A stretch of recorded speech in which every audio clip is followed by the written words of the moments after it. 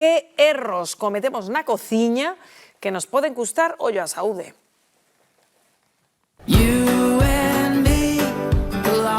Cada canto tempo cambias os trapos da cociña? Supongo que cada 4 días ou así, non tengo ni idea. Como máximo unha semana. Os estropajos unha vez a semana, despois os trapos non os cambio, senón que os lavo. Son de tela e os meto na lavadora. E normalmente cada 3, 4 días, así... Que tipo de tabla de picar tes na túa casa? Sei que está mal, pero de madeira, aínda que recomenden estas que son metálicas por o tema de microplásticos e bacterias e todo eso, pero si teño de madeira. De plástico é unha de madeira.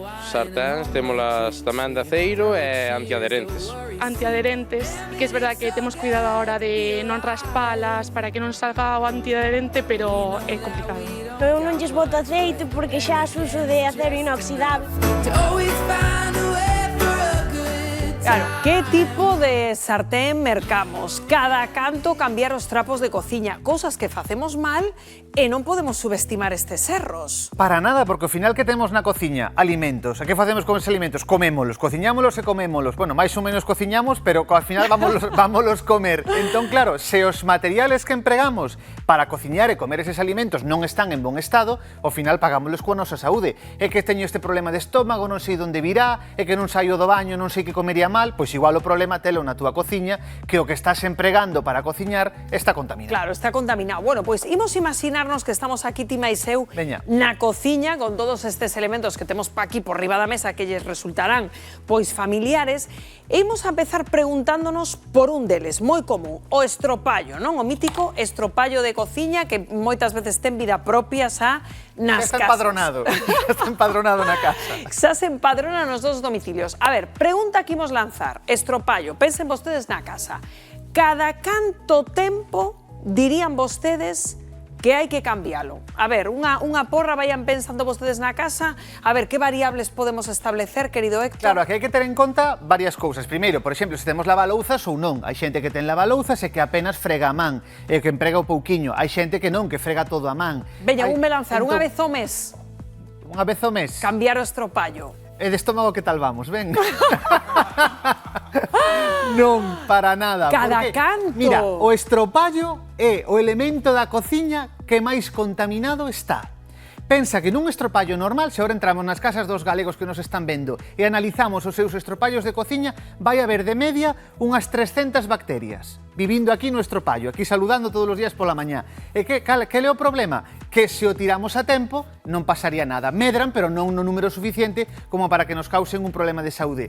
Temos que tiralo directamente, non desinfectalo, metelo no microondas, fervelo, non, tiralo cada 15 días. Cada 15 días, 2 semanas, cada estropallo 15 días lixo. de media temos que tiralo. Pensa que nel é moi doado que medren unha cousa que se chaman biofilms. É dicir, pensa que a estrutura é moi porosa, é moi ben, teñen moitos poriños por onde meterse. Que se meten por aquí? Por restos de alimentos, estamos fregando. Ademais, facemos unha cousa moi mal con eles, que cando está despois de fregar, que está empapado, temos aquí este sitio de botar o estropallo e o que facemos é directamente deixámolo aí, cocendo aí, coa humidade, con restos de auga, con restos de alimentos, e que fan as bacterias? É un buffet libre, están felices aí, teñen comida, teñen humidade, teñen calor. E hai algún xeito de desinfectalo, de coidalo mellor neses 15 días? Mira, quedamos que en 15 días o lixo. O que sí que debemos facer sempre, despois de fregar, é apretalo ben, escurrilo ben, quitarlle toda a auga e deixalo a secar nun sitio que non teña auga, deixámolo a secar aí, que seque nun sitio, pois, se vamos deixar aquí, que teña unha rexilla debaixo para que escurra a auga, nun sitio onde realmente seque, para que as bacterias non medren tanto. Seguro que moitas veces colliches un paño de cocina ou un estropallo, estaba como pegajoso, tiña así, estaba así como algo como pegaxoso. Por que? Esos son os biofilms, os que se chaman biofilms. As bacterias que están aí metidiñas empezan a descompoñer os alimentos, liberan glucosa, e iso que fai é crear como unha especie de capa, que é o que se chama biofilm, esa película que é prácticamente indestructible. Elas fan para seguir vivindo aí tranquilamente. Ese biofilm é indestructible, nin con lexivia, nin con nada, así que hai que tiralo para que non creen eses biofilms, esas capas, non hai que esperar a que cheire. E hai algunha alternativa máis hixiénica ao estropallo? Temos unha alternativa que serían estes cepillos. Ah, sí. Que parece unha escobilla de váter, pero en realidad é un cepillo. Teños visto en cociñas. Sí, pois estes cepillos son moito máis hixiénicos que os estropallos normais. máis, porque pensa que non teñen esta superficie porosa por onde se poden colar as bacterias e vivir aí. Ao final, isto é un cepillo normal e corrente, este cepillo é moito máis difícil que as bacterias vivan aquí, por eso este vai nos durar un pouquiño máis.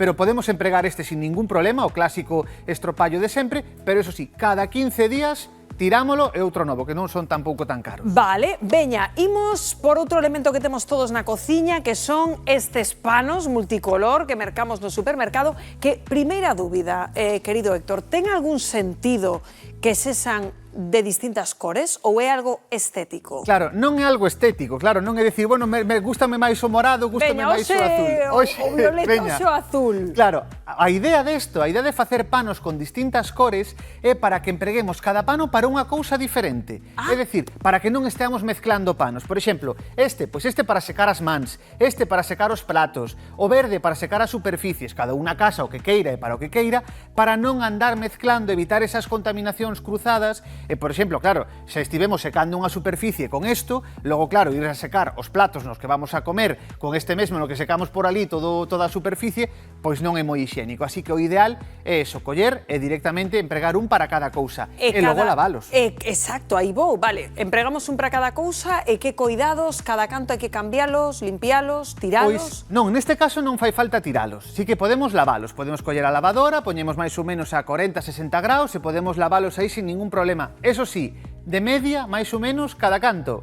Cada 3 días. Cada 3 días. Cada 3 días. Para evitar contaminacións, para evitar problemas de saúde, o ideal é que cada 3 días os panos de cociña vayan á lavadora, lavámolos, secámolos e xa os podemos volver a empregar. E con respecto aos panos, hai algunha alternativa máis que che guste máis na cociña? O papel. O papel de cociña. Pensa que, por exemplo, nas cociñas nos comedores, nas cociñas nos restaurantes, xa non empregan prácticamente panos de cociña, porque dende Sanidade, xa lles din, isto ao final é un foco de bacterias que van medrando e que vamos empregando todo. O papel de cociña sería a solución ideal, se é certo que para un domicilio poderíamos empregar os panos sen problema, pero a nivel industrial o papel de cociña sería mellor, porque ao final non lle das tempo a que medre nada raro. Ti cortas un trozo, limpas, secas, tiras. Claro, entón por eso nos comedores e demais, nas cociñas industriais, empregase isto. Sí que é certo que nas casas podemos empregar os outros, pero sendo higiénicos. Bueno, xa estou vendo por aí outra amiga que temos todos e todas na cociña, a baeta. Bueno, con esta que facemos, querido Héctor? A baeta para que sequen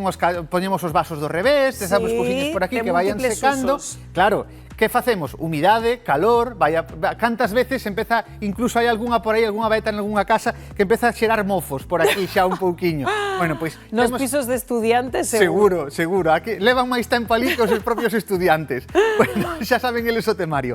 Entón, que temos que facer con estas? Tamén botalas a lavar. Si é certo que non tan frecuentemente como os panos de cociña, que decíamos cada 3 días. Isto con unha vez ao semana, unha vez máis ou menos cada 7 días, sería suficiente, pero sí que tamén hai que cambialas e que botalas a lavar. Non fai falta tirales, podemos lavalas, o único que sí que temos que tirar moi importante cada 15 días de media é o estropallo. Vale, veña, pois imos abrir outro melón, o das táboas de cortar, porque eu sempre teño dúbidas, mira, aí estamos vendo unha pirámide que imos a repasar, querido Héctor. O mellor e o peor. No, claro, porque eu cada vez que vou a mercar unha non sabes cal, se a de madeira, se esta de plástico. A ver, cal é a peor opción de todas? A peor opción de todas é unha das clásicas que é a de madeira. E por que a peor opción de todas a de madeira, esta que teño por aquí? Porque algún di, bueno, pero esta pode telo na casa, vou usando, vou limpando. Cal é o problema? Que en canto facemos cortes, porque vamos a empregala para cortar. Entón, co coitelo estamos aí rasca que rasca, cortando, e vamos facer pequenas fendiduras. En esas fendiduras, por moito que queramos desinfectala, vai ser imposible. En esas fendiduras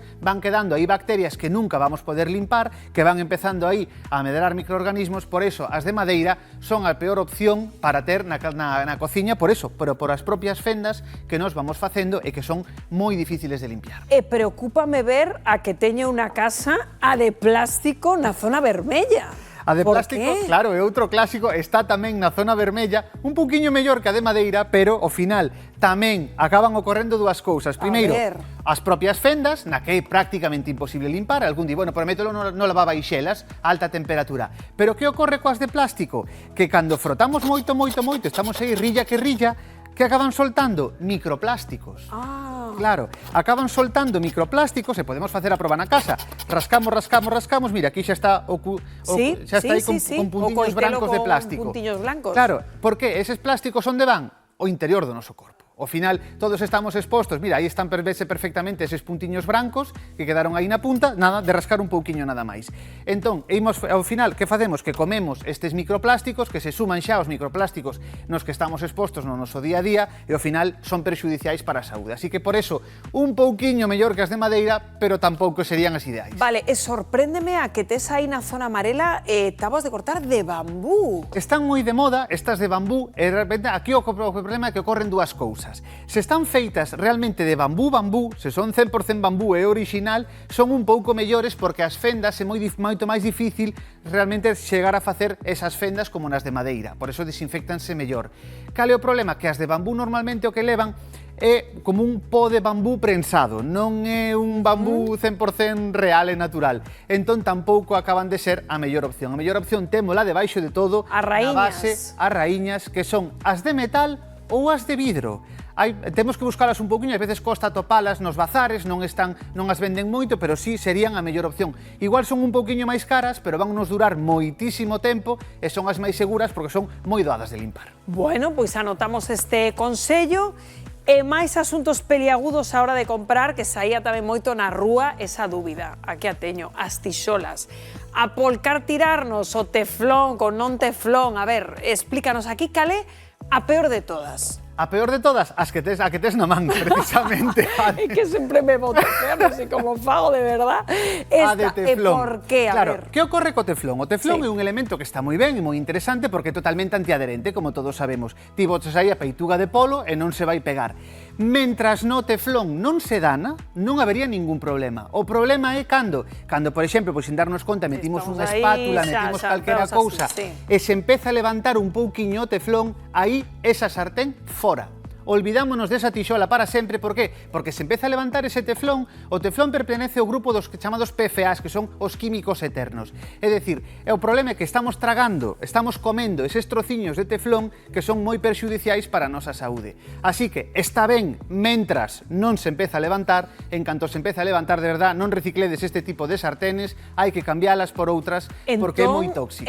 Por cal optamos? Cales serían as mellores? Pois mira, no segundo escalón que temos aí as intermedias serían as de aceiro, as de ferro ou as de acero inoxidable revestidas de cerámica. Venden agora moito unhas que teñen como unha especie de capa branca por arriba, que é cerámica, e teñen unha capiña branca de cerámica, esas son moi boa opción, e logo senón as de aceiro ou as de ferro tamén son moi boa opción e moi seguras. Pero esas por qué? Porque non se vai despegando... Claro, porque precisamente non se vai despegando, si que vai haber alguén na casa que di, pero claro, que se pegan os alimentos? Péganse un pouquiño máis, pero o que decimos, non se vai a despegar nunca, non vamos a chegar a comer nunca, nese caso comeríamos o teflón, neste caso nunca vamos a chegar a comer ese revestimento, nin o aceiro, nin o acero inoxidable, nin o ferro. Bueno, pois xa sabemos que tixolas mercar, que táboas de cortar, e vexo por aí uns alimentos. Para rematar, Héctor, que cousas facemos mal con eles a hora de manipulalos, así en xeral? Pois mira, hai unha cousa que se fai moito cos alimentos, porque temos verduras, temos froitas, que isto sí que hai que lavalo e que desinfectalo sempre, pero temos, por exemplo, aquí a peituga de polo. Por qué? Porque hai xente que decide que cando compra un polo, pois o quere lavar. Entón, abre o grifo, teno ali lavando, lava o polo, lava todos os alimentos que leva a casa, lávaos antes de comer. Por exemplo, o polo non hai que lavalo. Hai xente que sí que o lava, quere lavalo para... Non, cando estamos lavando, estamos, aparte de alterar o sabor, estamos alterando tamén as propiedades nutricionais do polo. Ocorre un pouco mesmo cos ovos. Hai xente que leva os ovos e que quere lavalos, porque están un pouco sucios. Se están un pouco sucios, collemos un papel de cociña e limpámolos sen problema. Le quitámoslle esa sucidade, pero nunca o vamos a lavar. Por qué? Porque a cáscara é porosa. Entón, que ocorre? É porosa, pero ten unha capiña que a protexe. Se nos o lavamos, estamos levantando esa capiña e quedan os poros ao aire libre. E, por exemplo, a salmonela e todas estas bacterias que poden estar na cáscara penetran para dentro do ovo. Cando podemos lavalos? Xusto antes de cociñalos. Se, por exemplo, queremos facer ovos cocidos na casa e dicimos, pero que está sucio, bueno, pois aí sí, lavámolo e unha vez lavado xa o botamos a cociñar. Pero lavalo para gardalo, aí non. E que pasa cas froitas que tes aí, o brécol? Pois o meu amigo brécol, temos que lavalo exactamente igual co resto das froitas. Hai unha dúbida sempre moi habitual coas ensaladas de bolsa, por exemplo. Se hai que lavar as ensaladas de bolsa ou non. Esas xa veñen listas para cociñar. E fai pouco houve unha polémica aí coas ensaladas de bolsa que se decía que se tiñan toxoplasmose ou non, que algunhas parecía que tiñan. Se non somos persoas de risco, nin estamos embarazadas, nin nada, podemos comelas sin ningún problema. Eso sí, as mulleres embarazadas e as persoas de risco, sí que, bueno, poden lavar esa ensalada de bolsa. Pero se non, un lavado normal e listo. Bueno, pois moitas grazas, querido Héctor.